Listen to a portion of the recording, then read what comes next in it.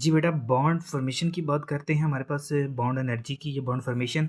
तो इसमें हमारे पास बेटा जो होता है चेंज होती है ना, जो हमारे पास बेटा जो चेंज होती है ना इन एनर्जी में, और उसको हम क्या कहते हैं बेटा जी, उसको हम कहते हैं energy of the bond formations. ठीक है, बॉन्ड फॉर्मेशन एंड क्लीवेज बेटा, इसमें बॉन्ड में एनर्जी रिलीज होती है जब बॉन्ड फॉर्मेशन होती है। ड्यूरिंग द बॉन्ड फॉर्मेशन में जैसे बॉन्ड बनता है एनर्जी रिलीज होती है। और बेटा अगर हम modern theory of the bonding की बात करें, तो इसमें भी हमारे पास बेटा क्या होता है, एनर्जी रिलीजिंग ही की तरफ जाती है। और बेटा कंबाइन एनर्जी सेपरेट भी होती है जब हमारे पास ज़ीरो होता है, डिस्टेंस अफिनिटी होती है। और बेटा energy of the bonded atom बेटा हमारे पास क्या होता है, नेगेटिव होती हैं।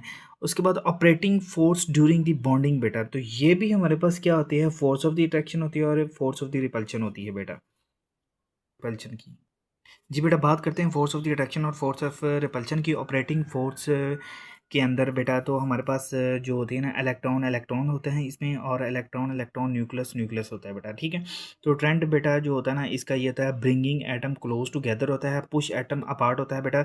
और अगर हम बात करते हैं स्टेबिलिटी होती है इसकी अट्रैक्टिव की, और डिस्टेबिलिटी होती है रिपल्सिव की। तो एनर्जी वैल्यू की बेटा बात करें, अट्रैक्शन होती है इज नेगेटिव होती है बेटा, और रिपल्सिव जो होता है ना बेटा पॉजिटिव होती है। और बेटा एक हमारे पास इंक्रीज होती है ऊपर वाली, और जो नीचे वाली रिपल्सिव डिक्रीज होती हैं।